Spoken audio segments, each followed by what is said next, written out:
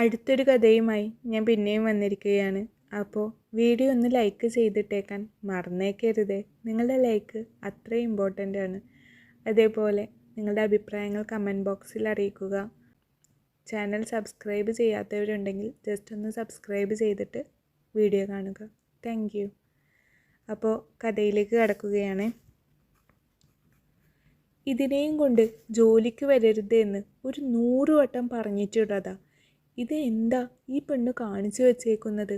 ആ സ്ത്രീ തൻ്റെ മുന്നിലിരിക്കുന്ന കുഞ്ഞിനെ കലിയോടെ നോക്കിക്കൊണ്ട് ആക്രോശിച്ചു. അടുക്കളയിലേക്ക് ഉച്ചത്തിൽ കേൾക്കുന്ന ശ്രീലതയുടെ ശബ്ദം കേട്ട് അളകനന്ദ തിടുക്കത്തിൽ ചുറ്റും ഒന്ന് നോക്കി. മണിക്കുട്ടി, മണിക്കുട്ടി എവിടെ? നന്ദയുടെ ഉള്ളിൽ ഒരു വെള്ളിടി വെട്ടി. അവൾ ശ്വാസം അടക്കി പിടിച്ചുകൊണ്ട് വേഗത്തിൽ ഹാളിലേക്ക് നടന്നു. അവിടെ ഒരു മൂലയിൽ കൈ നിറയെ കരിയുമായി നിൽക്കുന്ന കുഞ്ഞിനെ കാണെ അവളുടെ ഭയം ഇരട്ടിച്ചു. തട്ടിമറിഞ്ഞു കിടക്കുന്ന ഐലൈനർ കുപ്പിയും നെയിൽ പോളിഷും എല്ലാം കാണെ നന്ദക്ക് ആകെ കൈയും കാലും വിറക്കാൻ തുടങ്ങി. മണിക്കുട്ടി ആകട്ടെ ശ്രീലതയുടെ മുഖത്തേക്ക് തന്നെ ഉറ്റുനോക്കി ഒരു ഭീകര സത്വത്തെ കണ്ട പോലെ നിൽപ്പാണ്. കിലുകില വിറച്ച് നിൽക്കുന്ന ആ കുഞ്ഞ് തേങ്ങി തേങ്ങി കരയുന്നുണ്ടായിരുന്നു. നന്ദ ഓടി വന്ന് കുഞ്ഞിനെ പൊതിഞ്ഞെടുത്ത് മാറ്റാൻ മാറോടടക്കി. കുഞ്ഞിൻ്റെ കരച്ചിലിന് ആക്കം കൂടി വന്നു. അടങ്ങാത്ത തേങ്ങലുകൾക്കിടയിലൂടെ മണിക്കുട്ടി തൻ്റെ വലത്തെ കൈയിലെ ചുവന്ന പാടിലേക്ക് ചൂണ്ടി നന്ദയെ നോക്കി കുഞ്ഞു ചുണ്ട് പിളർത്തി കാണിച്ചു. 4 തടിച്ച വിരലുകൾ തീർത്ത പാടുകൾ തിണർത്ത് കിടക്കുന്നുണ്ട് ആ കുഞ്ഞിൻ്റെ ശരീരത്തിൽ. നന്ദ കലങ്ങിയ കണ്ണുകൾ തുറച്ചു വെച്ച് ലതയെ ഒന്ന് നോക്കി. പിന്നെ ഇത്രയും പണം കൊടുത്ത് വാങ്ങിയതൊക്കെ നശിപ്പിച്ചു വെച്ചാൽ പിന്നെ നിന്റെ കുഞ്ഞിനെ പിടിച്ച് ഉമ്മ വെക്കണോ? ഒരു 100 വട്ടം പറഞ്ഞിട്ടുണ്ട് ഈ നശൂലത്തിനെയും കൊണ്ട് ഇങ്ങോട്ട് വന്നേക്കരുതെന്ന്. ശ്രീലതയുടെ വാക്കുകളിൽ നന്ദ ഒരക്ഷരം മിണ്ടാതെ ആ കുഞ്ഞിനെയും ചേർത്ത് പിടിച്ച് അങ്ങനെ നിന്നു.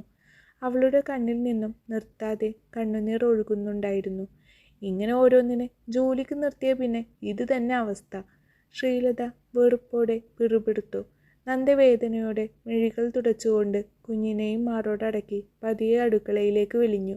മണിക്കുട്ടി നന്ദയുടെ സ്വന്തം കുഞ്ഞല്ല, അവളുടെ ചേച്ചിയുടെ കുഞ്ഞാണ്. വലിയ സാമ്പത്തികമൊന്നുമില്ല എങ്കിലും നന്ദയും കുടുംബവും സന്തോഷത്തോടെ തന്നെയായിരുന്നു ജീവിച്ചിരുന്നത്. അതിനിടക്കാണ് അവളുടെ ചേച്ചി ഒരാളുമായി ഒളിച്ചോടി പോകുന്നത്. ആ നാണക്കേട് താങ്ങാൻ കഴിയാതെ അച്ഛനും അമ്മയും ആത്മഹത്യ ചെയ്തു. ചേച്ചിയെ പക്ഷേ അയാൾ ചതിച്ചു കളഞ്ഞു. അത്യാവശ്യം സുഖസൗകര്യങ്ങളോടെ ജീവിച്ച ഹർഷന് പിന്നീട് നന്ദയുടെ ചേച്ചിയായ ധന്യയെ മടുത്തു തുടങ്ങി. ഹർഷൻ ധന്യയുമായി വഴക്കുണ്ടാക്കി സ്വന്തം വീട്ടിലേക്ക് തന്നെ പോയപ്പോൾ ധന്യക്ക് മറ്റാശ്രയങ്ങളില്ലാതെയായി. എന്നാലും ഹർഷൻ്റെ കുഞ്ഞിനെ ധന്യ പ്രസവിച്ചു. കുഞ്ഞാവുമ്പോൾ ഹർഷൻ തിരികെ വരുമെന്നവൾ കരുതി. പക്ഷെ അതുണ്ടായില്ല. ആ പ്രതീക്ഷ വറ്റിത്തുടങ്ങിയപ്പോഴാണ് ധന്യയും ജീവിതം അവസാനിപ്പിച്ചത്. പിന്നെ മണിക്കുട്ടിയും നന്ദയും മാത്രമായി. മണിക്കുട്ടി അമ്മയോട് പിണക്കാണോ? അമ്മയുടെ സുന്ദരിമോളല്ലേ, പിണങ്ങാതെ.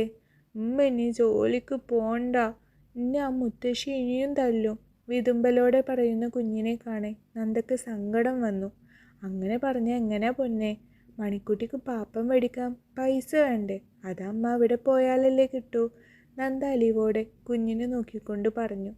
ഒരു കാര്യം ചെയ്യാം, ഇന്ന് മോള് തങ്കക്കയുടെ കൂടെ നിൽക്ക്. അമ്മ പോയിട്ട് വേഗം വരാം. വേണ്ടമ്മ, പോണ്ട. മണിക്കുട്ടി കരച്ചിലിൻ്റെ വക്കോളം എത്തിക്കഴിഞ്ഞിരുന്നു അപ്പോൾ.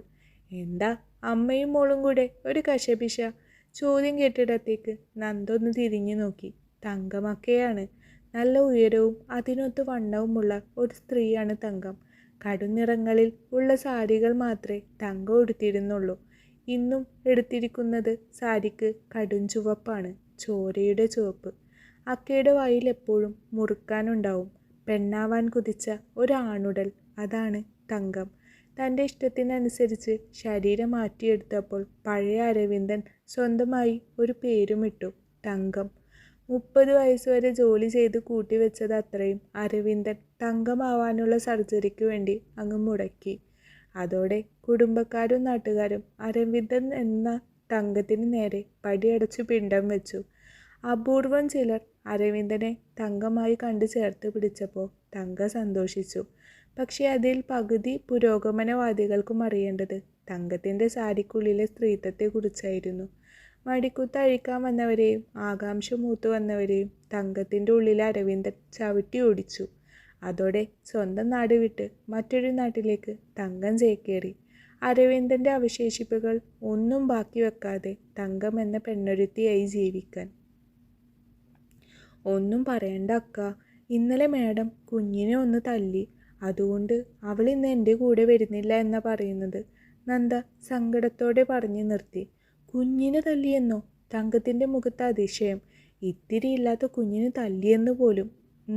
അവരുടെ എന്തോ മേക്കപ്പ് സാധനങ്ങൾ എടുത്തിട്ട് ഉടച്ചു എന്ന്. അതൊക്കെ പൈസ കൊടുത്താൽ ഇനിയും കിട്ടില്ലേ? അഷ്ടിക്ക് വകയില്ലാത്തവർ ഒന്നുമല്ലല്ലോ. തങ്കത്തിന് ദേഷ്യം വന്നു. അത്രയും ചോദിച്ചുകൊണ്ട് തങ്ക സാരിത്തല എടുത്ത് അരയിലേക്ക് തിരികെ കുഞ്ഞിന് നേരേക്ക് നടന്നു. അക്ക പൊന്നു വാ, നമുക്ക് പഞ്ഞിമിഠായി വാങ്ങാൻ പോവാം. തങ്ക മണിക്കുട്ടിയുടെ കവിളിൽ നോവാതെ ഒന്ന് നുള്ളിക്കൊണ്ട് ചോദിച്ചു. ആ. ചിരിയോടെ തലകുലുക്കിക്കൊണ്ട് മണിക്കുട്ടി വേഗത്തിൽ തങ്കത്തിൻ്റെ എളിയിലേക്ക് ചാടിക്കയറി. നീ പോയി വാ നന്ദ, കുഞ്ഞിനെ ഞാൻ നോക്കിക്കോളാം. തങ്കം മണിക്കുട്ടിയുടെ കവിളിൽ ഒരു കുഞ്ഞു മുത്തം കൊടുത്തുകൊണ്ട് പറഞ്ഞു. നന്ദയുടെ മുഖത്ത് ആശ്വാസത്തിൽ കുതിർന്ന ഒരു ചിരി വന്ന് നിറഞ്ഞു. നന്ദ റോഡിലേക്ക് ഇറങ്ങുമ്പോൾ മണിക്കുട്ടി തങ്കത്തിൻ്റെ എളിയിലിരുന്ന് നന്ദക്ക് കൈവീശി കാണിക്കുന്നുണ്ടായിരുന്നു. പക്ഷെ അന്ന് ജോലിക്ക് പോകുന്നിടത്ത് തൻ്റെ ജീവിതം തന്നെ മാറ്റിമറിക്കാൻ മാത്രം കെൽപ്പുള്ള ഒരാൾ ഉണ്ടാവുമെന്ന് നന്ദ അറിഞ്ഞിരുന്നില്ല. ജോലിക്ക് പോകുന്ന ഫ്ലാറ്റിലേക്ക് അല്പം നടക്കാനുണ്ട്. നന്ദ താമസിക്കുന്ന കോളനിയിൽ നിന്നും 2 കിലോമീറ്റർ അടുത്തുണ്ട് ഫ്ലാറ്റിലോട്ട്. പക്ഷെ റോഡ് മുറിയാതെ കടക്കാൻ ഒരു വഴിയുണ്ട്. അല്പം വേഗത്തിൽ നടന്ന പെട്ടെന്ന് എത്തുകയും ചെയ്യും. നന്ദ എന്നും അതുവഴിയാണ് വരവും പോക്കും. 2-3 വില്ലയിൽ അവൾ ജോലിക്ക് പോകുന്നുണ്ട്. എങ്കിലും 2 വില്ലകളിൽ അടിച്ചുവാരി തുടക്കാൻ മാത്രമേ ഉണ്ടാവൂ. ശ്രീലതയുടെ ഫ്ലാറ്റിൽ മാത്രമേ എല്ലാ കാര്യങ്ങളും ചെയ്യേണ്ടതുള്ളൂ. എല്ലാതും എന്ന് പറഞ്ഞാൽ എല്ലാം. അടിച്ചുവാരി തൂക്കുന്നത് മുതൽ അവരുടെയൊക്കെ ബാത്റൂം കഴുകുന്നത് വരെ. പക്ഷെ എങ്ങനെ എല്ല് പുറിയെ പണിയെടുത്താലും ശ്രീലത ഒരു നല്ല വാക്കുപോലും പറയില്ല. അതുപോരാഞ്ഞിട്ട് തരം കിട്ടുമ്പോൾ അത്രയും കുത്തുവാക്കുകൾ കൊണ്ട് മൂടുകയും ചെയ്യും. മോളെ കൊണ്ടുപോകുന്ന ദിവസം അത്രയും അവർക്ക് നല്ല ദേഷ്യമായിരിക്കും. തൊട്ടതിനും പിടിച്ചതിനും അത്രയും ശകാരമായിരിക്കും. അവിടെ ജോലിക്ക് കയറിയിട്ട് ഏകദേശം 1 മാസമായിട്ടുള്ളൂ. എങ്കിലും നന്ദക്ക് അവിടം മടുത്തു തുടങ്ങിയിരുന്നു എന്നതാണ് സത്യം. മറ്റൊരു ഫ്ലാറ്റിലുള്ളത് ഒരു പട്ടാളക്കാരനാണ്. ആള് സർവീസിൽ നിന്നിറങ്ങിയിട്ട് കുറച്ചധികമായി. തനിച്ചാണ് താമസം. ഒരു ഗൗരവക്കാരൻ. ആൾക്ക് കുടുംബവും കുട്ടികളും ഇല്ല എന്ന് പലപ്പോഴും ചിന്തിച്ചിട്ടുണ്ട്. ഒരു ഒറ്റയാനെ പോലെയാണ് നടപ്പും ഭാവവും എല്ലാം. ഓരോന്നാലോചിച്ച് നന്ദ ഫ്ലാറ്റിലെത്തിയത് അറിഞ്ഞില്ല. വാതിൽ തുറന്നതും ജയശങ്കർ കാണുന്നത് വിയർത്തു കുളിച്ച് നിൽക്കുന്ന നന്ദയെയാണ്. ആദ്യം അയാളുടെ നോട്ടം പോയത് ക്ലോക്കിലേക്കായിരുന്നു. നന്ദ കൃത്യസമയത്താണെന്ന് കണ്ടതും ജയശങ്കർ ഡോറിൻ്റെ അരികിൽ നിന്നും അവൾക്ക് ഉള്ളിൽ കടക്കാൻ പാകത്തിന് വഴിമാറിക്കൊടുത്തു. നന്ദ ഡോർ ലോക്ക് ചെയ്തു വരുമ്പോൾ അയാൾ തൻ്റെ നീളൻ തോക്കിൻ്റെ പൊടി തൂക്കുകയായിരുന്നു. എന്നും കാണുന്ന കാഴ്ച ആയതുകൊണ്ട് നന്ദ അതൊന്നും ശ്രദ്ധിക്കാതെ തൻ്റെ ജോലിയിൽ മുഴുകി. ജയശങ്കറിൻ്റെ വീട്ടിൽ നിന്ന് ഇറങ്ങി അടുത്ത ഫ്ലാറ്റിലേക്ക് കയറുമ്പോൾ നേരം ഏകദേശം 9 മണി കഴിഞ്ഞിരുന്നു. അവിടെ പിന്നെ ഒരപ്പച്ചനും അമ്മച്ചിയുമാണ്. നന്ദക്ക് അവരുടെ അരികിലെത്തുമ്പോൾ നല്ല ആശ്വാസമാണ്. നല്ല കളിയും ചിരിയും തമാശയായി അപ്പൂപ്പന്താടി പോലെ 2 പേർ. ഇപ്പോഴും അവർ അവരുടേതായ ലോകത്താണ്. വയസ്സ് 60 കഴിഞ്ഞുവെങ്കിലും ഇരുവരും ഇപ്പോഴും യൗവനത്തിലാണ്. അവരെ കാണുമ്പോൾ നന്ദക്ക് അത്ഭുതമാണ്. വർഷം ഒന്നാവുന്നതിന് മുമ്പേ ഡിവോഴ്സിനു വേണ്ടി കാത്തു കിടക്കുന്ന ഇന്നത്തെ ആളുകൾക്കിടയിൽ അവർ വലിയൊരു അത്ഭുതം തന്നെയാണ്. സ്നേഹിച്ച് കൊതി തീരാത്ത 2 പേർ. മോളെ, കൊച്ചിന്ന് വന്നില്ലയോടി? ഇല്ല വല്യമ്മച്ചി, മോൾക്കിന്ന് ഭയങ്കര വാശിയായിരുന്നു. എന്നെ പറ്റി അവൾക്ക്? അപ്പച്ചനാണ് ചോദിച്ചത്. ഇന്നലെ മാഡം ഒന്ന് തല്ലി അവളെ. അതിൽ കുഞ്ഞ് പേടിച്ചു പോയി. നന്ദ പതിയെ പറഞ്ഞു. എൻ്റെ ഈശോയെ, ആ പൊടിപ്പൈതലിനാണോ അവർ തല്ലിയത്? അല്ലേലും നിന്നെ പറഞ്ഞേച്ചാൽ മതി. നീ വരുന്നവരെ ഞങ്ങൾ നോക്കിക്കോളാം എന്ന് പറഞ്ഞാൽ കേൾക്കത്തില്ലല്ലോ.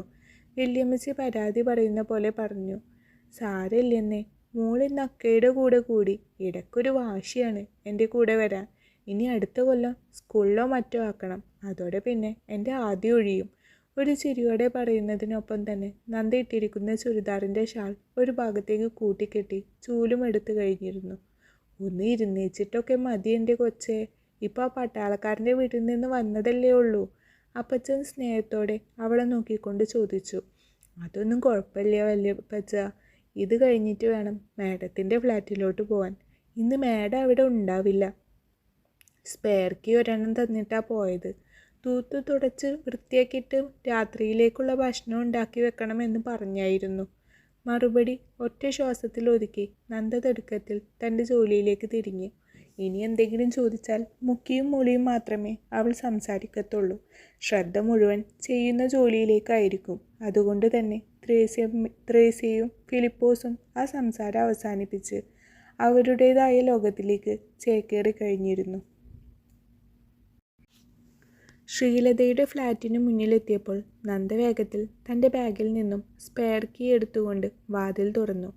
വാതിൽ കുറ്റിയിട്ട് ഒരു നെടുവീർപ്പോടെ മേശപ്പുറത്തേക്ക് ചാവി വെച്ച് തിരിയുമ്പോഴാണ് അകത്തെ മുറിയിൽ നിന്നും ഒരു പെൺകുട്ടിയുടെ അടക്കി നിർത്തുന്ന മൂളിച്ചകൾ നന്ദ കേൾക്കുന്നത്. മേഡം ഇവിടെ ഉണ്ടാവില്ല എന്ന് പറഞ്ഞിരുന്നതാണല്ലോ, പിന്നെ ഇതാരാ? ചിന്തിച്ച് കഴിയുമ്പോഴേക്കും അകത്തെ മുറി തുറന്ന് ഒരു പെൺകുട്ടി ചിരിയോടെ പുറത്തേക്ക് ഇറങ്ങി വന്നു കഴിഞ്ഞിരുന്നു. നന്ദയെ കണ്ടപാടെ അവൾ അമ്പരപ്പോടെ ഒന്ന് നിന്നു. നന്ദയും എന്തു ചോദിക്കണമെന്നറിയാതെ നിന്നുപോയി. നിങ്ങളാരാ? നന്ദ ആ പെൺകുട്ടിയെ നോക്കിക്കൊണ്ട് ചോദിച്ച അതേ നിമിഷം തൊട്ടടുത്ത മുറിയിൽ നിന്നും ഒരു പുരുഷനും കൂടെ ഇറങ്ങി വന്നു. ചെറിയൊരു ട്രൗസർ മാത്രം ഇട്ട് വന്ന് നിൽക്കുന്നവനെ കാണെ നന്ദക്ക് അല്പം ജാള്യത തോന്നാതെ ഇരുന്നില്ല. ഹേയ്, നീ ആരാ? നന്ദയെ നോക്കിക്കൊണ്ട് അവൻ ചോദിച്ചു. ഞാൻ ഇവിടുത്തെ ജോലിക്ക് വരുന്നതാ, നന്ദ വിക്കി വിക്കി പറഞ്ഞു. ഇവിടെ ജാനകിയല്ലേ ഉണ്ടായിരുന്നത്?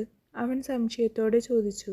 ജാനുവമ്മക്ക് തീരെ വയ്യ, പകരം കയറിയതാ ഞാൻ. നീ എങ്ങനെ അകത്ത് കയറിയത്? ഒരു ബെല്ലടിക്കാനുള്ള മര്യാദ പോലും നിനക്കില്ലേ? അത് സാർ, ചാവി തന്നെ ഏൽപ്പിച്ചിട്ടാണ് മേഡം പോയത്. ഇവിടെ ആരും ഉണ്ടാവില്ല എന്ന് പറഞ്ഞിരുന്നു. എൻ്റെ പണികളെല്ലാം ഒതുക്കി വെച്ച് പോയിക്കോളാൻ പറഞ്ഞു. നിങ്ങൾ ഉള്ളത് ഞാൻ അറിഞ്ഞില്ല, സോറി, അവൾ പതിയെ പറഞ്ഞു. തൻ്റെ ജോലി എടുക്കാൻ നോക്ക് എങ്കിൽ, അയാൾ ഗൗരവമായി ഒന്ന് പറഞ്ഞപ്പോൾ നന്ദ വേഗത്തിൽ തിരിഞ്ഞു നടന്നിരുന്നു. ആ ചെറുപ്പക്കാരൻ ലതയുടെ മകനാണെന്ന് ഒറ്റ നോട്ടത്തിൽ തന്നെ നന്ദക്ക് മനസ്സിലായിരുന്നു. ഫ്ലാറ്റിൽ എല്ലായിടത്തും അവൻ്റെ ഫോട്ടോകളാണ്. ആൾ ഡോക്ടറാണെന്നും കേട്ടിട്ടുണ്ട്. പക്ഷെ വിവാഹം കഴിഞ്ഞ വിവരമൊന്നും അറിയില്ലായിരുന്നു. അവരുടെ ഒരു സ്വകാര്യ നിമിഷമാണ് താൻ കാരണം അലങ്കോലമായതെന്ന് അവൾക്ക് ഉറപ്പുണ്ടായിരുന്നു. ആ, എന്നാൽ താൻ വിട്ടോ, നിരഞ്ജൻ ഗൗരവത്തോടെ പറഞ്ഞുകൊണ്ട് പേഴ്സിൽ നിന്നും 500-ൻ്റെ കുറച്ച് നോട്ടുകൾ എടുത്ത് ആ പെൺകുട്ടിക്ക് കൊടുത്തു. അവളുടെ കണ്ണുകൾ ആ നോട്ടുകളുടെ നിറത്തിൽ തിളങ്ങുന്ന പോലെ നിരഞ്ജന് തോന്നി. ഇനി ഞാൻ എപ്പോഴാണ് വരേണ്ടത് സാറേ? അവൾ വേഗത്തിൽ നോട്ടുകൾ തൻ്റെ ചുമലിൽ ഇട്ടിരിക്കുന്ന കറുത്ത ബാഗിലേക്ക് തിരുകിക്കൊണ്ട് അവനെ നോക്കി ഒന്ന് ചിരിച്ചു. എപ്പോൾ വേണമെങ്കിലും, പക്ഷേ എയ്ഡ്സും കൊണ്ടിങ്ങ് വന്നേക്കരുത്. അവൻ്റെ പറച്ചിലിൽ എതിരെ നിൽക്കുന്നവളുടെ ചിരി മങ്ങിപ്പോയി. ആ സ്ത്രീ പിന്നെ കൂടുതലൊന്നും പറയാനും ചോദിക്കാനും ഇല്ലാത്ത പോലെ വേഗത്തിൽ പുറത്തേക്ക് നടന്നു. ഒന്ന് തിരിഞ്ഞു നോക്കിയ നിരഞ്ജൻ കാണുന്നത് തന്നെ മാത്രം ഉറ്റുനോക്കി നിൽക്കുന്ന നന്ദയാണ്. ആ നിൽപ്പ് കണ്ടാൽ അറിയാം അവൾ പലതും കേട്ടു എന്നും ബാക്കി പലതും ഊഹിച്ചു എന്നും. നിരഞ്ജൻ കണ്ണും വീശുള്ള അവളുടെ നിൽപ്പ് കാണെ ചിരി വന്നുപോയി. എന്താ? അവൻ പുരികക്കൊടികൾ ഉയർത്തിക്കൊണ്ട് അവൾക്ക് നേരെ നോക്കി. നന്ദ ഒരക്ഷരം മിണ്ടാതെ നിന്നുപോയി. തനിക്ക് താല്പര്യമുണ്ടെങ്കിൽ ഒരു കൈ നോക്കാം കേട്ടോ, ഒറ്റക്കണ്ണിറുക്കി ഒരു കുസൃതി ചിരിയോടെ പറയുന്നവനെ കാണെ നന്ദയുടെ ഭയം ഇരട്ടിച്ചു. നന്ദ പൊടുന്നനെ വിലങ്ങനെ തലയാട്ടിക്കൊണ്ട് അടുക്കളയിലേക്ക് ഓടി. നിരഞ്ജൻ അത് കാണി പൊട്ടിച്ചിരിച്ചുപോയി. നിരഞ്ജൻ നേരെ ആ പെൺകുട്ടി ഇറങ്ങി വന്ന മുറിയിലേക്ക് കടന്നു. അവിടെ കമഴ്ന്ന് കിടന്നുറങ്ങുന്നവൻ്റെ പുറത്തിട്ട് തന്നെ 2 പൊട്ടിച്ചു. എന്നാടാ നിനക്ക്? ഉറക്കം മുറിഞ്ഞ അരിശത്തിൽ ഷാരോൺ അവന് നേരെ ചാടി. ദേ, ഈ പെണ്ണുപിടുത്തം അത്ര നല്ല പരിപാടിയൊന്നുമല്ല കേട്ടോ, നിരഞ്ജൻ പറഞ്ഞു. ഓ, ഞാൻ ആരെയും കയറി പിടിക്കാനൊന്നും പോയൊന്നുമില്ലല്ലോ, ആ പെണ്ണും ഒക്കെ ആയിരുന്നല്ലോ, ഷാരോൺ പുച്ഛത്തോടെ പറഞ്ഞു. നിന്നോടൊന്നും പറഞ്ഞിട്ട് ഒരു കാര്യവുമില്ല. നിരഞ്ജൻ ദേഷ്യത്തോടെ എഴുന്നേറ്റു. ഓ, അങ്ങനെ ആവട്ടെ സാർ, നമുക്ക് നിന്നെ പോലെ ഈ 29-ാം വയസ്സിലും നിത്യബ്രഹ്മചാരിയായി ജീവിക്കാൻ പറ്റത്തില്ല, ഷാരോൺ മറുപടി കൊടുത്തു. നിരഞ്ജൻ്റെ അപ്പച്ചിയുടെ മകനാണ് ഷാരോൺ. രണ്ടും കുഞ്ഞുനാൾ മുതൽ കൂട്ടാണ്. പഠിച്ചതും വളർന്നതും എല്ലാം ഒരുമിച്ചാണ്. ഷാരോൺ പുറത്ത് മാന്യനായി നടക്കുന്നുണ്ടെങ്കിലും ആളുടെ കയ്യിൽ അത്യാവശ്യം കയ്യിലിരിപ്പെല്ലാം ഉണ്ട്. ഷാരോൺ അപ്പോൾ തന്നെ ഒരു കുളിയും പാസാക്കി എഴുന്നേറ്റ് പോയി. ഇന്നലെ ലേറ്റായിട്ടാണ് 2 വന്നത്. അതുകൊണ്ട് മാത്രമാണ് ഷാരോൺ ഇവിടെ കൂടി എന്നേ ഉള്ളൂ. ഷാരോൺ പോകുമ്പോഴാണ് അങ്ങനെ ഒരാൾ അവിടെ ഉണ്ടായിരുന്നെന്ന് നന്ദ അറിയുന്നത് പോലും. അന്ന് മുഴുവൻ ഒരു ഗുഹക്കകത്ത് അകപ്പെട്ട പ്രതീതിയായിരുന്നു നന്ദക്ക്. ഒരു ആഭാസന്റെ കൂടെയാണ് താൻ ഇന്ന് തനിയെ അകപ്പെട്ടു പോയിരിക്കുന്നത് എന്ന തോന്നൽ അവളെ വല്ലാതെ ഉലച്ചു കളഞ്ഞിരുന്നു. സിങ്കിലുണ്ടായിരുന്ന അവസാനത്തെ പാത്രവും കഴുകി സ്റ്റാൻഡിലേക്ക് വെച്ചൊന്ന് തിരിഞ്ഞപ്പോഴാണ് തൊട്ടു മുന്നിൽ നിരഞ്ജനെ നന്ദ കാണുന്നത്. അവളുടെ കണ്ണുകൾ ഇപ്പോൾ പുറത്തു ചാടും എന്ന വിധം തുറിച്ചു വന്നു. അവൻ്റെ അലസമായ താടിയും നീല കണ്ണുകളുമുള്ള മുഖത്തിലേക്ക് അവൾ ഉറ്റുനോക്കി. നേരത്തെ കണ്ട പെണ്ണിനെയും അവളോട് അവൻ പറഞ്ഞ വാക്കുകളും നന്ദക്ക് ഓർമ്മ വന്നു. നേരിയൊരു ശ്വാസത്തിൻ്റെ വ്യത്യാസമേ താനും അവനും തമ്മിലുള്ളൂ എന്ന തിരിച്ചറിവിൽ നന്ദ പേടിയോടെ അലറിക്കഴിഞ്ഞിരുന്നു. അയ്യോ, എന്നൊന്നും ചെയ്യല്ല സാറേ. അവളുടെ നിലവിളി കേൾക്കെ നിരഞ്ജൻ ഒന്ന് ഞെട്ടി. അവൻ വേഗത്തിൽ അവളുടെ വായ കുത്തിപ്പിടിച്ചു. നന്ദ അവൻ്റെ കയ്യിൽ കിടന്ന് കുതറാൻ തുടങ്ങി. അവളെ ഭയം കാർന്നു തിന്നുന്നുണ്ടായിരുന്നു. തൊട്ടടുത്ത നിമിഷം നിരഞ്ജനെ ഞെട്ടിച്ചുകൊണ്ട് ആ പെൺകുട്ടി അവൻ്റെ കയ്യിലേക്ക് കുഴഞ്ഞു വീണു കഴിഞ്ഞിരുന്നു. ഓ ഗോഡ്! അവൻ നെറ്റിയിൽ കൈ ചേർത്തടിച്ചു പോയിരുന്നു. തൻ്റെ കൈക്കുള്ളിൽ കിടക്കുന്ന തളിര് പോലുള്ള പെൺകുട്ടിയുടെ മുഖത്തേക്ക് അവൻ കണ്ണെടുക്കാതെ നോക്കിയിരുന്നു പോയി.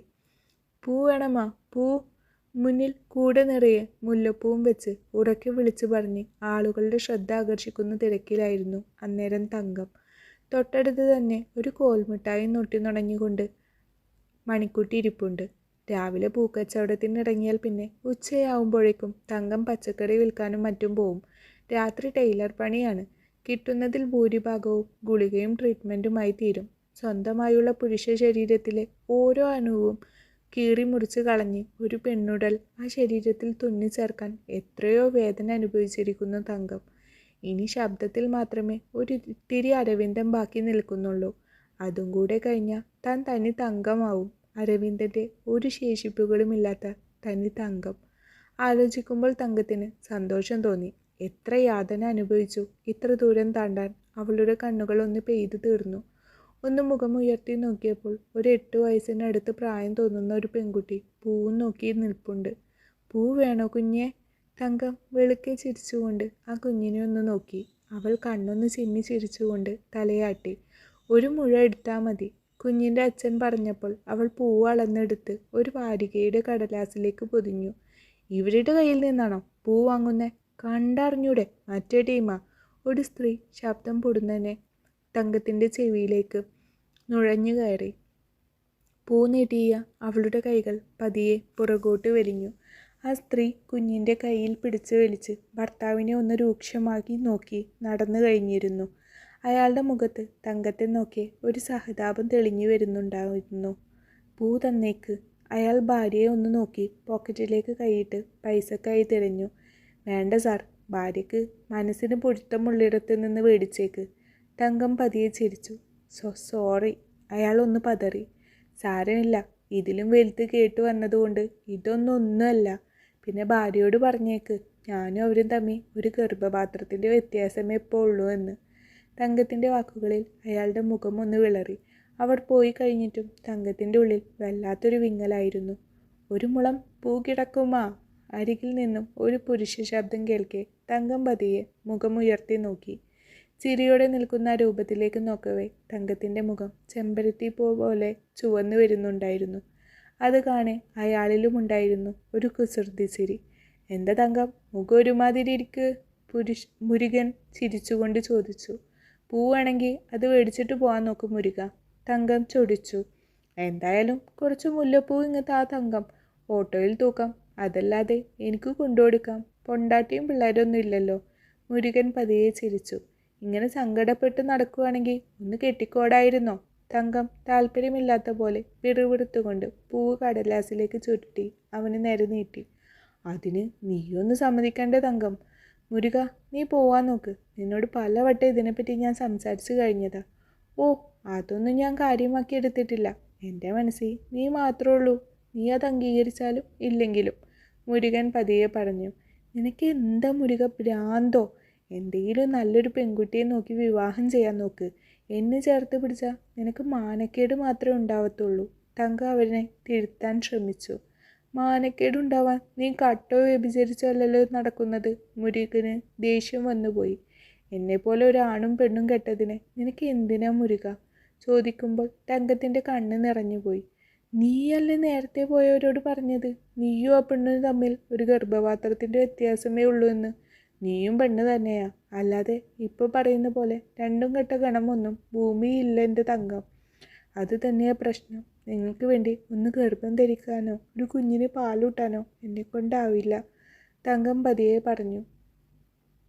എല്ലാ സ്ത്രീകളും കുഞ്ഞിനെ പ്രസവിക്കുന്നുണ്ടോ? ഇല്ലല്ലോ. പിന്നെ നിനക്ക് നിർബന്ധമാണെങ്കിൽ നമുക്കൊരു കുഞ്ഞിനെ ദത്തെടുക്കാന്നേ. മുരുകൻ കണ്ണ് രണ്ടും ചിമ്മി ചിരിച്ചു.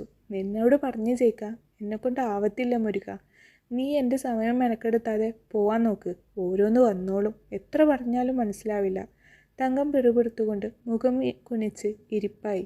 ഹേയ് മണിക്കുട്ടി, കുഞ്ഞിൻ്റെ അമ്മ എവിടെ? മുരുകൻ അവളുടെ കവിളിൽ പതിയൊന്ന് നുള്ളിക്കൊണ്ട് ചോദിച്ചു. പാപ്പം മേടിച്ചാൻ പോയി. മണിക്കുട്ടി പതിയെ ചിരിച്ചു. ആണോ? മുരുകൻ അവളുടെ തലയിൽ ഒന്ന് തലോടി തങ്കത്തിനെ ഏറുകണ്ണിട്ട് ഒന്നുകൂടെ നോക്കി. അവളിപ്പോഴും ആ ഇരിപ്പ് തന്നെ. പിന്നെ ഒരു സംസാരത്തിന് മുതിരാതെ മുരുകൻ കയ്യിലുള്ള പൈസ പൂവ് വെച്ച കൂടക്കരികിൽ വെച്ച് പിന്തിരിഞ്ഞ് നടന്നു. തങ്കത്തിന് ഒന്നും നോക്കാതെ തന്നെ അവൻ അകന്നു പോകുന്നത് അറിയാനുണ്ടായിരുന്നു. ഒരു നിമിഷം ഒന്ന് ദീർഘമായി ശ്വസിച്ച ശേഷം തങ്കം പിന്നെയും തൻ്റെ ജോലിയിലേക്ക് തിരിഞ്ഞു. മുല്ലപ്പൂ പൂ വേണോ ചേച്ചി? നിരഞ്ജൻ കയ്യിലിരുന്ന വെള്ളം അവളുടെ മുഖത്തേക്ക് കുടഞ്ഞു. എടോ എഴുന്നേൽക്ക്. നന്ദ കണ്ണൊന്ന് ചിമ്മി തുറന്ന് ചുറ്റും നോക്കി. ഒരു നിമിഷം അവൾക്ക് താൻ എവിടെയാണെന്നോ തനിക്ക് എന്തു പറ്റിയതാണെന്നോ ഓർത്തെടുക്കാൻ അല്പം പ്രയാസം തോന്നി. തൊട്ടുമുന്നിൽ നിരഞ്ജൻ്റെ മുഖം കണ്ടപ്പോഴാണ് അവൾക്ക് സ്വബോധം വന്നത്. അയ്യോ, എന്നെ ഒന്നും ചെയ്യല്ലേ സാർ. അവൾ പിന്നെയും അവൻ്റെ കയ്യിൽ കിടന്നു കുതറി. ഡേ, ഒരൊറ്റ വീക്കങ്ങ് തന്നാലുണ്ടല്ലോ. നിരഞ്ജൻ അണപ്പല്ല് കടിച്ചുകൊണ്ട് മുരണ്ടു. നന്ദ ഒരു നിമിഷം പേടിച്ച് മൗനമായിപ്പോയി. താനൊന്ന് എഴുന്നേറ്റേ. നിരഞ്ജൻ അവളുടെ ദേഹത്തു നിന്നും കൈയെടുത്ത് പതിയെ എഴുന്നേറ്റു. നന്ദയും അവനെ തന്നെ ഏറുകണ്ണിട്ട് നോക്കിക്കൊണ്ട് എഴുന്നേറ്റു. തനിക്ക് കുഴപ്പമൊന്നുമില്ലല്ലോ അല്ലേ? ഓക്കെ അല്ലേ? നന്ദ ഭയം മാറാതെ ഒന്ന് മൂളി. ഹോ, അവനൊന്ന് ശ്വാസം വിട്ടു. താനിതെന്ത് പണിയാ കാണിച്ചേ? ആരെങ്കിലും അടുത്തേക്ക് വന്നാൽ അലറി വിളിക്കുകയാണോ? അത് പിന്നെ സാർ എന്നെ, ഞാൻ നിന്നെ എന്ത് ചെയ്തെന്നാ? ഒരു കാപ്പി കിട്ടുമോ എന്ന് ചോദിക്കാൻ വേണ്ടി വന്നതാ.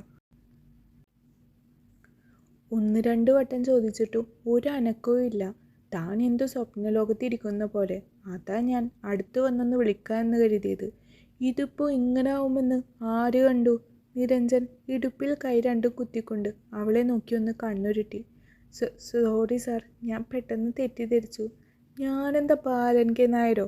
പോകുന്നവരെയും വരുന്നവരെയും എല്ലാം പീഡിപ്പിക്കാൻ. നേരത്തെ താൻ കണ്ടത് വെച്ചാണ് എന്നെ അളന്നതെങ്കിൽ ഒന്ന് തുറന്നു പറഞ്ഞേക്കാം. അത് ആദ്യമായി നിരഞ്ജൻ തൊടുന്ന പെണ്ണൊന്നുമല്ല എന്ന് കരുതി ഇതുവരെ തൊട്ട ഒരുത്തിയുടെയും സമ്മതമില്ലാതെ നിരഞ്ജൻ ഒന്നും ചെയ്തിട്ടില്ല. അതുകൊണ്ട് തനിക്ക് താല്പര്യമില്ലാത്തിടത്തോളം താൻ സേഫാണ്. നിരഞ്ജനിൽ പിന്നെയും അതേ കുസൃതി ചിരി. എന്തായാലും അവൾ തന്നെ തെറ്റിദ്ധരിച്ചു. എന്നാൽ പിന്നെ ആ തെറ്റിദ്ധാരണയുടെ ആഴം കൂട്ടിയേക്കാം എന്നവനങ്ങ് കരുതി. നന്ദ അവനെ കൂർപ്പിച്ചൊന്ന് നോക്കി. ഇതെന്ത് മനുഷ്യൻ എന്ന പോലെ. താൻ ഇങ്ങനെ നോക്കി കണ്ണുരുട്ടി താഴെ ഇടാതെ എനിക്കൊരു നല്ല കാപ്പി ഇട്ടതാ. കുടിച്ച ബിയറടക്കം കലങ്ങിപ്പോയി. ആളെ പേടിപ്പിക്കാനായിട്ട് ഓരോന്ന്. നിരഞ്ജൻ തിരിഞ്ഞു നടക്കുന്നതിനിടയിൽ വിളിച്ചു പറഞ്ഞു. അല്പം നേരം നന്ദ അതേ നിൽപ്പ് നിന്നുപോയി. അത്രത്തോളം അവൾ ഭയപ്പെട്ടു പോയിരുന്നു. അക്കയെ അവൾ ബുദ്ധിമുട്ടിച്ചോ? ഏയ് ഇല്ല നന്ദ, അവൾ മിടുക്കിയല്ലേ. എനിക്കിങ്ങനെ ഒറ്റയ്ക്ക് ഇരിക്കുമ്പോൾ മടുക്കും. മണിക്കുട്ടി ഉള്ളപ്പോൾ ഒരു സന്തോഷമാണ്. വേറെ ആരും ചോദിക്കാനോ പറയാനോ ഒന്നും ഇല്ലല്ലോ എനിക്ക്. തങ്കത്തിൻ്റെ ചുമലിൽ ഉറങ്ങിക്കിടക്കുന്ന കുഞ്ഞിനെ എടുക്കുമ്പോൾ നന്ദ നന്ദിയോടെ അവരോട് നോക്കി ഒന്ന് ചിരിച്ചു. ഏതു ജോലിക്കും അതിൻ്റെതായ അന്തസ്സുണ്ട് നന്ദ, നീ അതൊന്നും ഓർത്ത് വിഷമിക്കാതെ. തങ്കം അവളുടെ ചുമലിൽ ഒന്ന് തട്ടി ആശ്വസിപ്പിച്ചു. മണിക്കുട്ടി ഉറങ്ങിയിട്ടും അന്ന് നന്ദക്ക് ഉറക്കം വന്നില്ല. ഉള്ളിലെന്തോ അന്ന് നിരഞ്ജന്റെ മുഖമായിരുന്നു. നാളെയും അവനെ അഭിമുഖീകരിക്കേണ്ടി വരുമോ എന്ന ചിന്തയിൽ അവൾക്ക് ആകെ ഒരു വീർപ്പുമുട്ടൽ പോലെ തോന്നി. അവൻ്റെ നോട്ടവും അടുത്ത വെച്ചുള്ള തമാശകളും ഒന്നും അവൾക്ക് ഉൾക്കൊള്ളാൻ കഴിയുന്നില്ലായിരുന്നു. ഫ്ലാറ്റിലേക്ക് പോകുമ്പോൾ നന്ദക്ക് നെഞ്ചിടിപ്പ് ഇടുന്നുണ്ടായിരുന്നു. ഇന്നും അയാൾ അവിടെ ഉണ്ടാവുമോ എന്നൊരു ഭയം. കോളിംഗ് ബെൽ അടിച്ച് വാതിൽ തുറക്കുന്നവരെ അക്ഷമയോടെ അവൾ കാത്തുനിന്നു. വാതിൽ തുറന്ന് പുറത്തിറങ്ങിയത് ഒരു പെൺകുട്ടിയായിരുന്നു. ചുവന്ന ചായം ആവോളം ചുണ്ടിൽ തേച്ച് തൻ്റെ നിറത്തെയും കവച്ചു വെക്കുന്ന രീതിയിൽ മുഖം മിനുക്കി നിൽക്കുന്ന ആ പെൺകുട്ടിയുടെ ദേഹത്തു നിന്നും വരുന്നത് ഒരു തരം മദ്യത്തിൻ്റെ രൂക്ഷഗന്ധമായിരുന്നു. നന്ദക്ക് ആ മണത്തിൽ വല്ലാതെ മനം പുരട്ടി വന്നു. അപ്പോൾ ഞാൻ പോയിക്കോട്ടെ നിരു. താൻ മുന്നിൽ നിൽക്കുന്നത് ഒട്ടും ഗൗനിക്കാതെ അവർ നിരഞ്ജൻ്റെ ദേഹത്തേക്ക് ഒട്ടിച്ചേർന്ന് നിൽക്കുന്നത് കാണെ നന്ദയുടെ നെറ്റി ചുളഞ്ഞു. അവൾക്ക് ആ നിമിഷം നിരഞ്ജനോട് അതിയായ ദേഷ്യം തോന്നി. ഒരു തരം അറപ്പ്. ഇരുവരും സ്നേഹപ്രകടനങ്ങളിൽ മുഴുകി നിൽക്കുന്നത് കാണെ നന്ദ ഒരക്ഷരം മിണ്ടാതെ വേഗത്തിൽ മുഖം താഴ്ത്തി അടുക്കളയിലേക്ക് നടന്നു. ദേ, ഷാരോണിനെ കാണാൻ വന്നതാണെങ്കിൽ അവൻ്റെ ആവശ്യം തീർത്ത് പോയാൽ മതി. വെറുതെ എൻ്റെ ദേഹത്തോട്ട് കയറണ്ട. നിരഞ്ജൻ ആ സ്ത്രീയെ പുച്ഛത്തോടെ ഒന്ന് നോക്കിക്കൊണ്ട് പറഞ്ഞു. ഇയാളൊക്കെ ഒരു മനുഷ്യനാണോ? തുണി മാറിയെടുക്കുന്ന പോലെയല്ലേ ഓരോരുത്തരെയും കൊണ്ടുവരുന്നത്. എങ്കിലും ഇങ്ങനെയുണ്ടോ? തീരെ നാണല്ലെങ്കിൽ എന്ത് ചെയ്യാനാ? ഒന്നുമില്ലെങ്കിലും ഞാൻ കണ്ടെന്നറിയുമ്പോഴെങ്കിലും ഒന്ന് മാനിയായി നിന്നൂടെ? തിളച്ചു പൊന്തുന്ന വെള്ളത്തിലേക്ക് തേയിലപ്പൊടി ഇട്ടുകൊണ്ട് നന്ദ തിരിഞ്ഞപ്പോഴാണ് തൊട്ടരികിൽ നിൽക്കുന്ന നിരഞ്ജനെ കാണുന്നത്. ഒരു നിമിഷം കൊണ്ട് അവളുടെ മുഖം വെട്ടി വിയർത്തു പോയി. താനാണോ ഈ ഫ്ലാറ്റിൻ്റെ ഓണർ? നിരഞ്ജൻ എടുത്തു ചോദിച്ചു. താനാണോ ഈ ഫ്ലാറ്റിൻ്റെ ഓണർ എന്ന്? അല്ല. അപ്പോൾ പിന്നെ തന്നെ കാണുമ്പോൾ ഞാൻ ഇല്ലാത്ത മാന്യത നടിക്കേണ്ട കാര്യമുണ്ടോ? അവൾ വിലങ്ങനെ തലയാട്ടി. തൻ്റെ പേരെന്താ? നന്ദ. നന്ദയോ? വാലും തലയൊന്നുമില്ലേ പേരിന്? അളകനന്ദ. അളകനന്ദ. വെളുപ്പിൽ കറുപ്പ് അവസാനിപ്പിക്കുന്ന ദേവപ്രയാഗിലെ തീർത്ഥം പോലെ. എത്ര മനോഹരമായ പേര്.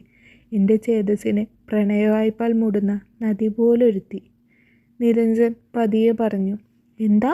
നന്ദ മനസ്സിലാവാത്ത പോലെ ചോദിച്ചു. ഒന്നുമില്ല എൻ്റെ നന്ദേ, മുമ്പ് എങ്ങോ വായിച്ചു മറന്ന ഒരു സാധ്യ അങ്ങ് തട്ടിവിട്ടതാ. നിരഞ്ജൻ മനോഹരമായി ഒന്ന് ചിരിച്ചു. നന്ദ അവനെ നോക്കി നിന്നുപോയി. എന്തു ഭംഗിയാണ് അവൻ ചിരിക്കുന്നത് കാണാൻ. പക്ഷെ കയ്യിലിരിപ്പ് ഓർത്താൽ ആ മുഖം പോലും വിരൂപമായി തോന്നുന്നു. നന്ദ വിവാഹിതയാണോ? ഒട്ടും മുഖവുരയില്ലാത്ത ഒരു ചോദ്യം നിരഞ്ജൻ ചോദിച്ചു. അതെന്തിനും സാററിയുന്നത്? നന്ദ അല്പം കെറിവോടെ ചോദിച്ചു. സാധാരണ വിവാഹിതരായ പെൺകുട്ടികളെ ഞാൻ ലിസ്റ്റിൽ പെടുത്താറില്ല. അതല്ലെങ്കിൽ എൻ്റെ അടുത്ത് വരുന്ന പെൺകുട്ടികളെ അത്രയും വളച്ചൊടിച്ച് കുപ്പിയിലാക്കിയാണ് എനിക്ക് ശീലം. നിരഞ്ജൻ പതിയെ പറഞ്ഞു. വിവാഹം കഴിഞ്ഞതാ. നന്ദയുടെ പതറി പെട്ടെന്നുള്ള പറച്ചിൽ കേൾക്കെ നിരഞ്ജന് ചിരി പൊട്ടി വന്നു. എത്ര നാളായി കഴിഞ്ഞിട്ട്? 6 മാസം. നന്ദ വായിൽ തോന്നിയ നുണങ്ങ് പറഞ്ഞു. അപ്പം ഞാൻ ഒരു 6 മാസം ലേറ്റായി അല്ലേ? നിരഞ്ജൻ ചുണ്ടുകൾക്കിടയിൽ വെച്ച് പിറുപിറുത്തു. നന്ദക്കാകെ വല്ലായ്മ തോന്നി. അവൻ അടുത്ത് വന്ന് സംസാരിക്കുന്നതും അടുത്ത് ഇടപഴകുന്നതും ഒന്നും അവൾക്ക് ഇഷ്ടപ്പെടുന്നില്ലായിരുന്നു. നന്ദയുടെ മുഖത്തെ വീർപ്പുമുട്ടൽ മനസ്സിലാക്കി നിരഞ്ജൻ ഒരു ചിരിയോടെ തൻ്റെ മുറിയിലേക്ക് തന്നെ പോയി. ഒരു നെടുവീർപ്പോടെ അവളും തൻ്റെ ജോലികളിൽ മുഴുകി. നിരഞ്ജൻ റൂമിലേക്ക് പോയതിന് പിന്നാലെ നന്ദ തളർച്ചയോടെ അടുക്കളയിലെ സ്ലാബിൽ ചാടി നിന്നു. അവളുടെ നെഞ്ചിടിപ്പ് ഇപ്പോഴും സാധാരണ നിലയിലായിട്ടില്ല. അപ്പോഴാണ് അകത്തെ മുറിയിൽ നിന്നും ഒരാൾ ചുമക്കുന്നത് കേട്ടത്. നന്ദ അമ്പരപ്പോടെ നോക്കിയപ്പോൾ നേരത്തെ കണ്ട പെൺകുട്ടി ഇറങ്ങി വന്ന അതേ മുറിയിൽ നിന്നും മറ്റൊരു യുവാവ് പുറത്തേക്ക് വരുന്നു. അപ്പോൾ ആ പെൺകുട്ടി നിരഞ്ജനെ കാണാനല്ലേ വന്നത്? താൻ അവനെ തെറ്റിദ്ധരിച്ചതാണോ? നന്ദ ഓർത്തുപോയി. നിരഞ്ജനേക്കാൾ അല്പം കൂടെ ഉയരം കുറഞ്ഞ കുറുകിയ കണ്ണുകളുള്ള ഒരാൾ. നന്ദയെ കണ്ടതും അവനൊന്നു നിന്നു. ഞൊടിയിടയിൽ അവൻ്റെ നോട്ടം നന്ദയുടെ മുഖത്തിൽ നിന്നും പതുക്കെ താഴേക്ക് ഇഴഞ്ഞു നീങ്ങി. ആ നോട്ടത്തിൽ നന്ദക്ക് വല്ലാത്തൊരു അസ്വസ്ഥത തോന്നി. അവൾ വേഗത്തിൽ തൻ്റെ ഷോൾ ഒന്നുകൂടെ വലിച്ചു പുതച്ചു. ഓഹോ, അപ്പോൾ ഇതാണല്ലേ പുതിയ ഐറ്റം. അവൻ പരിഹാസ ചിരിയോടെ നന്ദയുടെ അടുത്തേക്ക് നടന്നു വന്നു. നന്ദ ഭയത്തോടെ പുറകോട്ട് മാറി. ഞാൻ ഇവിടെ പണിക്ക് നിൽക്കുന്നതാ. ഓ, അറിയാം സുന്ദരി, ഞാനും ഇവിടുത്തെ ആൾ തന്നെയാ. നിരഞ്ജൻ്റെ അപ്പച്ചിയുടെ മോനാ. പണിക്ക് നിൽക്കുന്നവരൊക്കെ ഇങ്ങനെ പേടിച്ചാൽ എങ്ങനെ? എന്താ നിരഞ്ജൻ നിന്നെ വല്ലാതെ പേടിപ്പിച്ച് കളഞ്ഞോ? ഷാരോൺ സിങ്കിനടുത്ത് വന്ന് വെള്ളം കുടിക്കുന്നതിനിടയിൽ അവളെ ഒന്ന് ചുഴിഞ്ഞു നോക്കിക്കൊണ്ട് ചോദിച്ചു. നന്ദ മറുപടി ഒന്നും പറഞ്ഞില്ല. അവൾ വേഗത്തിൽ പാത്രങ്ങൾ അടുക്കി വെക്കാൻ തുടങ്ങി. പക്ഷേ ഷാരോൺ അവിടെ നിന്നും മാറാൻ തയ്യാറായിരുന്നില്ല. നിൻ്റെ ഈ പേടിയൊക്കെ പതുക്കെ മാറും. ഇവിടെ ഞങ്ങൾ 2 പേര് മാത്രമേ ഉള്ളൂ. നിനക്ക് എന്ത് സഹായം വേണമെങ്കിലും എന്നോട് ചോദിച്ചാൽ മതി.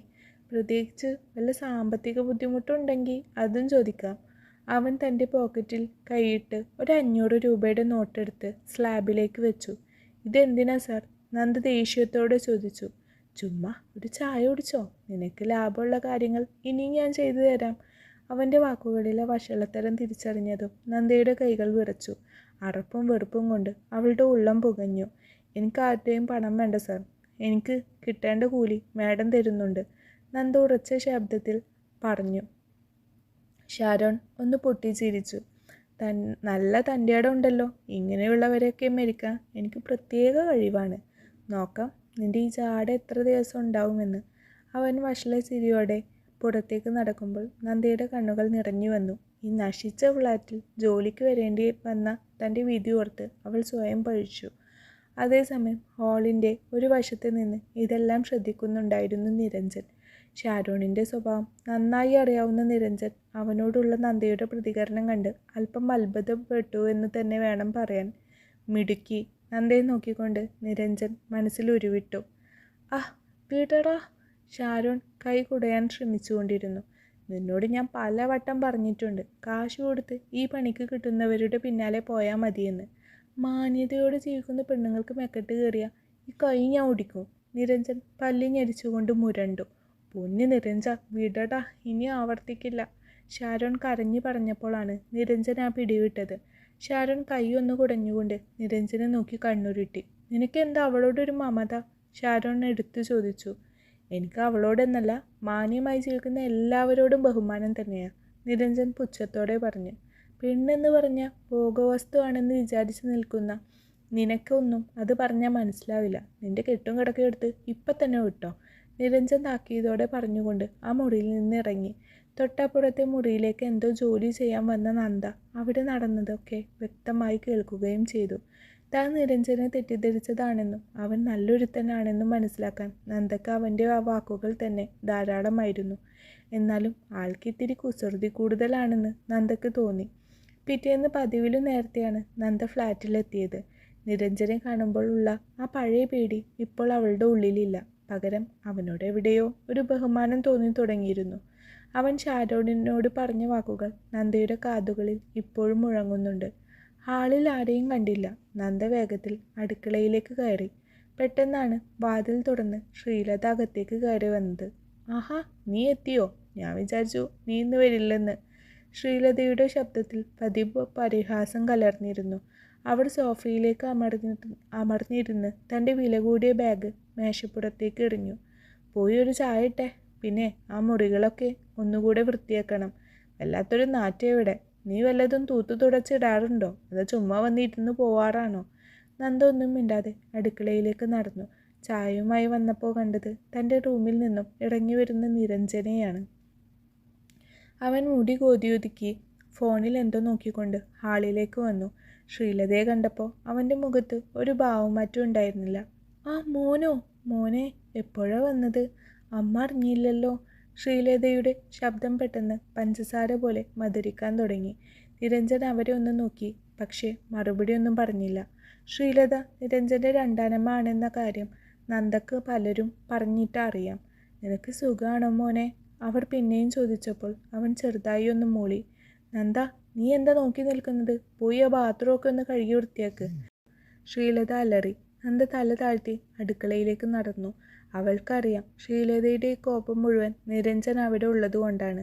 അവൻ്റെ മുന്നിൽ വെച്ച് തന്നെ ഒന്ന് താഴ്ത്തിക്കെട്ടി സംസാരിക്കാൻ വേണ്ടി മാത്രമാണ്. നിരഞ്ജൻ ഇതെല്ലാം കാണുന്നുണ്ടായിരുന്നു. പക്ഷെ അവൻ അതിലൊന്നും ഇടപെട്ടില്ല. ജോലി കഴിഞ്ഞ് നന്ദ ഇറങ്ങാൻ നേരമാണ് നിരഞ്ജൻ പുറത്തേക്ക് വന്നത്.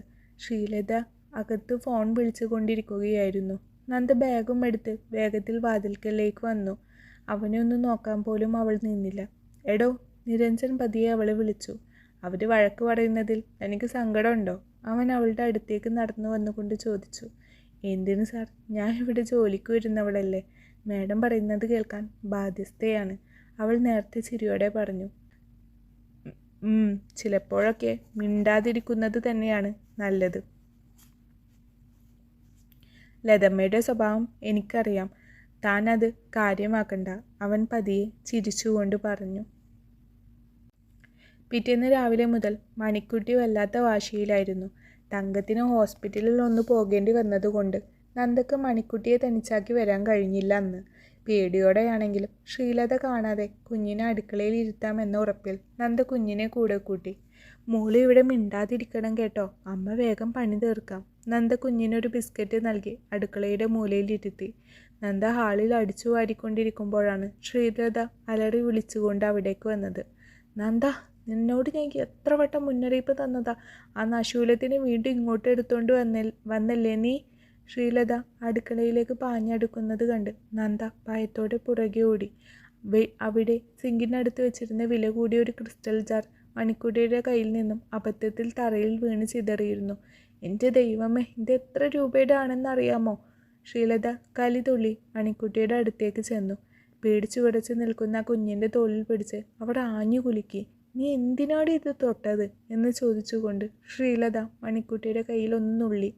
അമ്മ, മണിക്കുട്ടി അലറിക്കരഞ്ഞു. മേഡം വേണ്ട, കുഞ്ഞിനൊന്നും ചെയ്യല്ലേ. നന്ദ കരഞ്ഞുകൊണ്ട് മണിക്കുട്ടിയെ എടുക്കാൻ ശ്രമിച്ചെങ്കിലും ശ്രീലത അവളെ തള്ളി മാറ്റി. നിൻ്റെയും നിൻ്റെ കുഞ്ഞിനെയും ഇന്ന് ഞാൻ. ശ്രീലത വീണ്ടും കൈ ഓങ്ങിയപ്പോഴാണ് ഇടിമുഴക്കം പോലെ ആ ശബ്ദം അവിടെ കേട്ടത്. നിർത്തില്ലതാമേ. നിരഞ്ജൻ വന്ന് ശ്രീലതയുടെ കൈ പാതി വഴിയിൽ തടഞ്ഞു.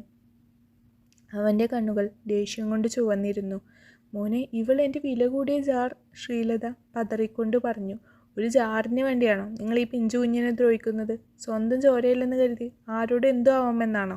നിരഞ്ജൻ്റെ ശബ്ദം ഉയർന്നു. അവൻ കുനിഞ്ഞ് തറയിലിരുന്ന് കരയുന്ന മണിക്കുട്ടിയെ തൻ്റെ കൈകളിലേക്ക് കോരിയെടുത്തു.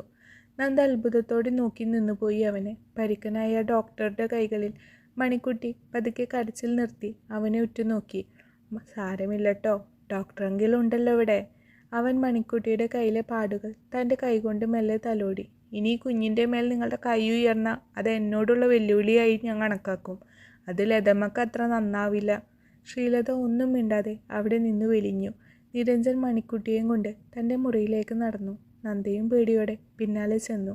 അവൻ അവളെ ഒരു കസേരയിൽ ഇരുത്തിയിട്ട് തൻ്റെ ബാഗിൽ നിന്നൊരു മരുന്നെടുത്ത് അവളുടെ കയ്യിൽ പുരട്ടിക്കൊടുത്തു. നന്ദ അവനെ തന്നെ നോക്കി നിന്നു. തൻ്റെ കല്യാണം കഴിഞ്ഞിട്ട് 6 മാസമായിട്ടുള്ളൂ എന്നല്ലേ പറഞ്ഞ്, എന്നിട്ട് കൊച്ചിന് 5 വയസ്സാ. നിരഞ്ജൻ അവളെ കൂർപ്പിച്ചൊന്ന് നോക്കി. അവളെന്തോ കള്ളം പറഞ്ഞതാണെന്ന് അവന് മനസ്സിലായി. അത് നന്ദയൊന്ന് വിക്കി. എൻ്റെ വിവാഹം കഴിഞ്ഞിട്ടില്ല, ഇതെൻ്റെ ചേച്ചിയുടെ മോളാണ്. എന്തോ നന്ദയുടെ വിവാഹം കഴിഞ്ഞിട്ടില്ല എന്ന് കേട്ടപ്പോൾ നിരഞ്ജൻ്റെ കണ്ണുകളൊന്ന് വിടർന്നു. അത് നന്ദ ശ്രദ്ധിക്കുകയും ചെയ്തു. എന്നിട്ട് തൻ്റെ ചേച്ചി എന്തിയെ? നിരഞ്ജൻ അവളുടെ മുഖത്തേക്ക് തന്നെ നോക്കിക്കൊണ്ട് ചോദിച്ചു. നന്ദ ഒരു നിമിഷം മൗനമായി. അവളുടെ ഉള്ളിൽ അപ്പാടെ എന്തൊക്കെയോ സങ്കടങ്ങളാണെന്ന് തോന്നിപ്പോയി നിരഞ്ജന്. എനിക്ക് മണിക്കുട്ടിയും അവൾക്ക് ഞാനും മാത്രമേ ഉള്ളൂ പറഞ്ഞുകൊണ്ട് നന്ദ നിരഞ്ജൻ്റെ അടുത്ത് നിന്ന് കുഞ്ഞിനെ എടുത്തുകൊണ്ട് അകത്തേക്ക് കയറിപ്പോയി. താഴത്തെ ഫ്ലാറ്റിലെ വല്യപ്പച്ചനും അമ്മച്ചിയും പറഞ്ഞാണ് നിരഞ്ജൻ നന്ദയുടെ ജീവിതം എന്താണെന്ന് അറിയുന്നത്. അതും കൂടാതെ അറിഞ്ഞതോടെ നിരഞ്ജന് അവളോട് ഒരിത്തിരി കൂടെ ബഹുമാനം കൂടി. ഒപ്പം ഒരിത്തിരി വലിപ്പത്തിൽ ഒരിഷ്ടവും അവളിൽ നിന്ന് ഉടലെടുക്കുന്നുണ്ടായിരുന്നു. എന്നാലും അതൊന്നും തനിക്ക് സ്വപ്നം കാണാൻ പോലും അർഹതയില്ല എന്ന് നന്ദയും കണക്ക് കൂട്ടി കഴിഞ്ഞിരുന്നു. അന്ന് ശ്രീലത മാഡം അവിടെ ഉണ്ടാവില്ല എന്നറിഞ്ഞുകൊണ്ട് തന്നെയാണ് നന്ദ അങ്ങോട്ട് പോയത്. വാതിൽ തുറന്നു കൊടുത്തത് നിരഞ്ജനാണ്. നന്ദ ചെറുതായി ഒന്ന് ചിരിച്ചു കൊടുത്തിട്ട് ഉള്ളിലേക്ക് കയറി. ചായപാത്രം വെള്ളം നിറച്ച് സ്റ്റവിലേക്ക് വെച്ചുകൊണ്ട് തിരിഞ്ഞപ്പോഴാണ് തൊട്ടു മുന്നിൽ നിൽക്കുന്ന നിരഞ്ജനെ നന്ദ കാണുന്നത്. എന്താ? നന്ദ ഒന്ന് പേടിച്ചു പോയി. അത്ര അടുത്താണ് അങ്ങേര് നിൽക്കുന്നത്. ഞാൻ താങ്കളെ ഗാഢമായി പ്രണയിക്കുന്നു നന്ദ. തമാശയോടെയാണ് നിരഞ്ജൻ അത് പറഞ്ഞതെങ്കിലും നന്ദയുടെ അടിവയറിൽ ഒരാളൽ. സാറിനിതെന്താ മാടിക്ക്? നന്ദ ഉള്ളിലെ പരിഭ്രമം മാറ്റിവെച്ചുകൊണ്ട് അവനെ മറികടന്ന് പുറത്തേക്ക് പോകാൻ നോക്കി. പോവല്ലേ ചെല്ലം, ഞാൻ ഒന്ന് പറയട്ടെ. നിരഞ്ജൻ ചിരിയോടെ അവളെ ചേർത്ത് ആ ചുമരിലേക്ക് നിർത്തി. നന്ദ ഒന്ന് കുതറി നോക്കി. ഒന്നൊതുങ്ങൻ്റെ നന്ദേ, നീ എന്തിങ്ങനെ പറഞ്ഞുകൊണ്ട് നിരഞ്ജൻ അവളെ ഒന്നുകൂടെ തന്നിലേക്ക് അണച്ചു പിടിച്ചു. നന്ദ നീക്കം ഒട്ടും പ്രതീക്ഷിച്ചില്ല. സാർ, നന്ദ പതിയെ വിളിച്ചു. എന്താ മാഡം? നീ എൻ്റെ ഉള്ളിൽ അങ്ങ് കയറിക്കൂടി, ഇറക്കി വിട്ടിട്ട് പോകുന്നില്ലെന്നേ. നിരഞ്ജൻ പറയുന്നതിനൊപ്പം അവളുടെ കവിളിൽ മെല്ലെ വിരലോടിച്ചു. അപ്പോഴത്തെ ഒരു ആവേശത്തിൽ നിരഞ്ജൻ കവിളിൽ ഒരു ഉമ്മയും കൊടുത്തു. നന്ദ ഒട്ടും ആലോചിക്കാൻ നിൽക്കാതെ നിരഞ്ജൻ്റെ കവിളിൽ ഒരു തല്ലും അങ്ങ് കൊടുത്തു. ആ അപ്രതീക്ഷിതമായ അടിയിൽ നിരഞ്ജൻ ഞെട്ടിപ്പോയി. വെറുതെ കിട്ടിയതൊന്നുമല്ല, ഇരുന്ന് വാങ്ങിയതല്ലേ എന്ന് അവൻ മനസ്സിനെ പറഞ്ഞ് സമാധാനിപ്പിച്ചു. നിരഞ്ജൻ അടികൊണ്ട കവിളിൽ കൈവച്ചുകൊണ്ട് നന്ദയെ ഒന്ന് നോക്കി. അടികൊണ്ടത് തനിക്കാണെങ്കിലും നന്ദയുടെ കണ്ണിൽ കുറ്റബോധം കാണാം നിരഞ്ജന്. നിരഞ്ജൻ ഇപ്പം കരയുമെന്ന മട്ടിലുള്ള നന്ദയുടെ നിൽപ്പ് കാണെ പൊടുന്നനെ ചിരി വന്നുപോയി. എന്നാലും അവൻ അത് അതിവിദഗ്ധമായി മറച്ചു വെച്ചു. നിരഞ്ജൻ ഇല്ലാത്ത കണ്ണുനീർ കണ്ണിൽ നിറച്ച് ഒരു പോക്കങ്ങ് പോയി. അതോടെ നന്ദയുടെ ഉള്ള മനസ്സമാധാനവും പോയി. പിന്നീടുള്ള ദിവസങ്ങളിൽ നന്ദക്കൊരു മാപ്പ് പറയാൻ കൂടെയുള്ള അവസരം കൊടുക്കാതെ ഒഴിഞ്ഞു മാറുകയായിരുന്നു നിരഞ്ജൻ. പക്ഷെ അവളുടെ മുഖത്തെ പരിഭ്രമം ആവോളം നിരഞ്ജൻ ആസ്വദിക്കുന്നുണ്ടായിരുന്നു. അന്നത്തെ സംഭവത്തിന് ശേഷം നന്ദയുടെ ഉള്ളിൽ അപ്പാടെ നിരഞ്ജനാണ്. ഒടുവിൽ സഹികെട്ട് അവൾ തങ്കത്തോട് കാര്യം പറഞ്ഞു. തങ്ക അവളെ കുറെ കളിയാക്കി. നിനക്ക് നല്ല അസൽ പ്രേമമാണെന്ന് പറഞ്ഞ് തങ്ക അവളെ കളിയാക്കി. പക്ഷെ സൂക്ഷിക്കണം, നിരഞ്ജൻ ഇതൊക്കെ ചിലപ്പോൾ ഒരു നേരം പൊക്കാവുമെന്ന് തങ്കം കൂടെ പറഞ്ഞു. അതോടെ പിന്നെ നന്ദയുടെ ഉള്ള സമാധാനവും പോയി. അന്ന് നന്ദ ഫ്ലാറ്റിലെത്തിയപ്പോൾ അന്തരീക്ഷം വല്ലാതെ ശാന്തമായിരുന്നു. പതിവ് കുസൃതികളുമായി നിരഞ്ജനെ ഹാളിലൊന്നും കണ്ടില്ല. അടുക്കളയിലേക്ക് കയറുമ്പോൾ നിരഞ്ജൻ്റെ മുറിയിൽ നിന്ന് നേരത്തെ ഒരു മൂളിച്ച കേട്ടു. നന്ദ പരിഭ്രമത്തോടെ അങ്ങോട്ട് ചെന്നു. ബെഡിൽ പുതച്ചു മൂടി കിടക്കുകയാണ് നിരഞ്ജൻ. മുഖം വിളറെ വെളുത്തിരുന്നു. നന്ദ അടുത്ത് ചെന്ന് അവൻ്റെ നെറ്റിയിൽ കൈവച്ചു. പൊള്ളുന്ന പനിയാണ്. സാറിന് നല്ല പനിയുണ്ടല്ലോ. നന്ദയുടെ ശബ്ദത്തിൽ ആദ്യം നിറഞ്ഞു. നിരഞ്ജൻ പതുക്കെ കണ്ണു തുറന്നു. അവളെ കണ്ടതും അവൻ മുഖം തിരിച്ചു കളഞ്ഞു. അടി കൊടുത്തതിന് ശേഷമുള്ള പിണക്കം അവൻ ഇപ്പോഴും മാറ്റിയ മട്ടിയില്ല. നന്ദ വേഗത്തിൽ അടുക്കളയിൽ പോയി വെള്ളം തിളപ്പിച്ച് ചുക്കും കുരുമുളകും ഇട്ട് നല്ല കടുപ്പത്തിൽ ഒരു ചുക്ക് കാപ്പി ഉണ്ടാക്കി കൊണ്ടുവന്നു. ഇത് കുടിക്ക് സാർ, പനി കുറയും. അവൾ സ്നേഹത്തോടെ കപ്പ് നീട്ടി. വേണ്ട, എനിക്കൊന്നും വേണ്ട. തൻ്റെ ഉപകാരമില്ലാതെ എനിക്ക് ജീവിക്കാൻ അറിയാം. നിരഞ്ജൻ കണ്ണു തുറക്കാതെ തന്നെ ഗൗരവത്തിൽ പറഞ്ഞു. അവൻ്റെ വാക്കുകൾ നന്ദയുടെ ഉള്ളിൽ തറച്ചു. അന്ന് തല്ലിയത് ഒരു തെറ്റായിരുന്നോ എന്ന് അവൾ പലവട്ടം ചിന്തിച്ചതാണ്. പക്ഷേ സാർ ഇപ്പോഴും അത് മനസ്സിൽ വെച്ച് നടക്കുകയാണെന്ന് അവൾക്ക് തോന്നി. ഞാൻ തല്ലിയതിന് മാപ്പ് ചോദിക്കുന്നു സാർ. അന്ന് ഞാൻ പേടിച്ചു പോയിട്ടാ. അവളുടെ കണ്ണുകൾ നിറഞ്ഞു. പക്ഷേ നിരഞ്ജൻ ഒരു പ്രതികരണവും നടത്തില്ല. കുറേ നേരം അവൾ അവിടെ നിന്നെങ്കിലും അവൻ കാപ്പി വാങ്ങിയില്ല. നന്ദയ്ക്ക് വല്ലാതെ സങ്കടം വന്നു. അവൾ കണ്ണുനീർ തുടച്ചുകൊണ്ട് മുറിയിൽ നിന്ന് ഇറങ്ങാൻ തുനിഞ്ഞു. നീ എങ്ങോട്ടായി പോകുന്നത്? പെട്ടെന്ന് നിരഞ്ജന്റെ കൈകൾ അവളുടെ കയ്യിൽ പിടിമുറുക്കി. കൈവരിച്ച നന്ദയെ അവൻ ആഞ്ഞൊന്ന് വിളിച്ചു. നിയന്ത്രണം തെറ്റിയ നന്ദ നേരെ അവൻ്റെ കൂടെ ആ ബെഡിലേക്ക് വീണു. നിരഞ്ജൻ അവളെ വിടാതെ തന്നെ തൻ്റെ നെഞ്ചിലേക്ക് ചേർത്ത് പിടിച്ചു. സാർ, വീട് ആരെങ്കിലും കാണും. നന്ദ പരിഭ്രമിച്ചു. എനിക്ക് വല്ലാതെ തണുക്കുന്നു നന്ദേ, കുറച്ച് ചൂടുതാ. അവൻ അവളുടെ ചുമലിലേക്ക് മുഖം ചേർത്ത് പതുക്കെ മന്ത്രിച്ചു. ആ പനിച്ചൂടിലും അവൻ്റെ ശ്വാസം നന്ദയുടെ കഴുത്തിൽ തട്ടിയപ്പോൾ അവളിൽ ഒരു വിറയൽ പടർന്നു.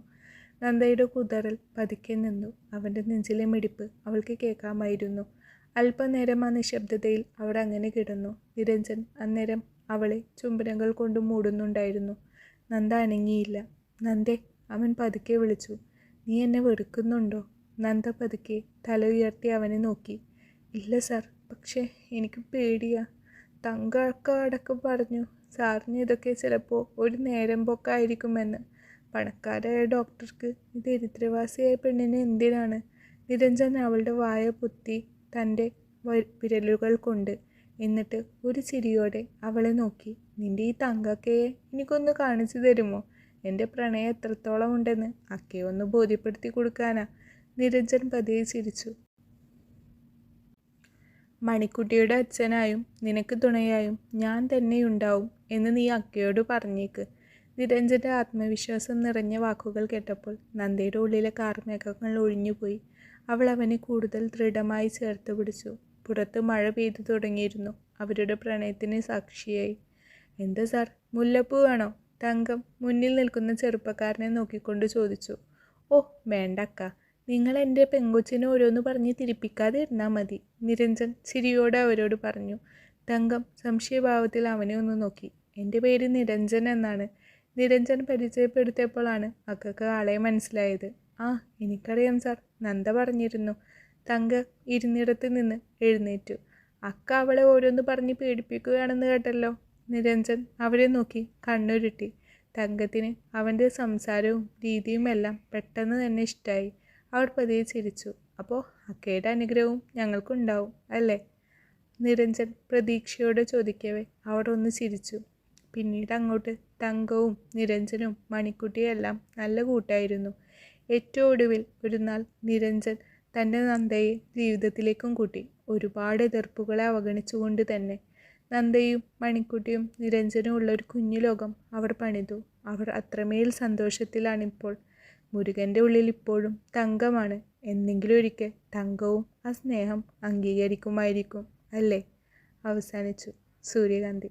നിങ്ങൾക്ക് വീഡിയോ ഇഷ്ടപ്പെട്ട വീഡിയോ ഒന്ന് ലൈക്ക് ചെയ്തേക്കണേ. അതേപോലെ നിങ്ങളുടെ അഭിപ്രായങ്ങൾ കമൻറ്റ് ബോക്സിൽ അറിയിക്കാനും മറക്കരുത്. സബ്സ്ക്രൈബ് ചെയ്യാതെ കഥ വായിക്കുന്നവരുണ്ടെങ്കിൽ ജസ്റ്റ് ഒന്ന് സബ്സ്ക്രൈബ് ചെയ്തിട്ടേക്കണേ. ഇനിയും ഇതേപോലെ നല്ലൊരു സ്റ്റോറിയുമായി ഞാൻ ഇനിയും വരുന്നതാണ്. Thank you.